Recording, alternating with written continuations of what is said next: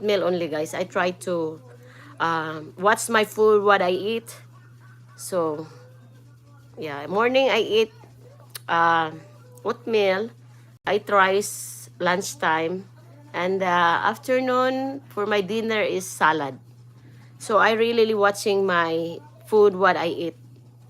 So I try to avoid most carbs and also some of the, what do you call that, greasy food. Because this my medication for anti-rejection of my kidney is very, what do you call, because if I'm not be careful, I'm not take care myself, so I develop high blood pressure. My blood pressure is normal, and maybe I got developed for diabetes. So I really I exercise every day, at least 43 minutes, 30 minutes, or 1 hour. So I exercise every day. So in order to maintain, but so good. All my lab work is good. The result of my lab work is good. So thank God. So every week I have did my lab works, to check everything, make sure it's okay. And then now every 2 weeks. And after that, every once a month. Gacha Kurimi is 511. Oh. Ah! Kuya Ben, nagluto. Oh, maayo. May makamatis. Yeah. May tilapia. Gidala ka? May dessert nga pasabak. Huwag na mo kaon? Nabunti. Pork ribs. Basta Linda. Sige, pangatawa. Unsay, nangutana sila sa ako.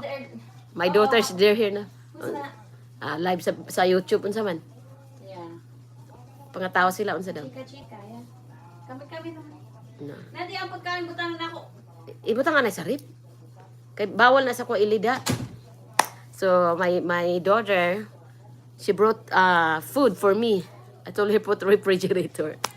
So I don't eat, like for example, guys, no, I can eat no more. Eat all you can, like buffet restaurant. I can eat that no more. And also like street food, I can eat that no more. And also the food that I don't cook, or I don't, to those people that who cook and I don't see it, so I avoid to eat it. Rather I cook my own food, because it's very what do you call that, very dangerous if I eat the food that especially cold, lay outside for 30 minutes or 1 hour. So I very be careful, because it's easy to get bacteria, because my immune system of my body is not like the same before after my transplant, my kidney. So all the food I eat, I very watch, make sure it's clean. Mostly is hand washing.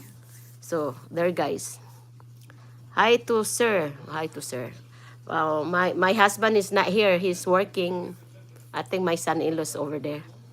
So we'll see. I go over there in my living room.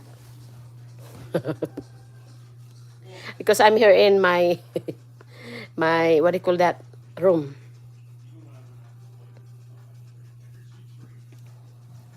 Guys, so we'll see. We're going to our kitchen. I'm going to my kitchen, guys, and eat. So you can see I eat. We'll see what the food, what I eat. So I'm here in the bathroom. Bathroom. My living room.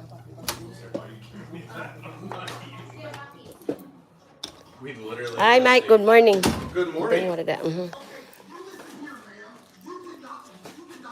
That's my son-in-law. That's my daughter. Yeah. So that's my granddaughter, my youngest daughter, who give me a kidney donor. Say what? They're eating. What you eat? They're eating. They eat breakfast, guys. Yeah, that's my youngest daughter who give me a kidney donor.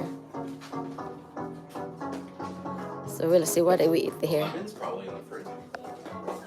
Or did we leave that at Tyler? This was in there. Oh, Do you want to cut it? I mean, I can. Plate tonight. Huh? I'm gonna use the butter. Yeah, just leave it out. I'll do it. We all have butter. We bought some. Oh, what two butter? We bought a couple bags because I like my drinks to have like be very cold.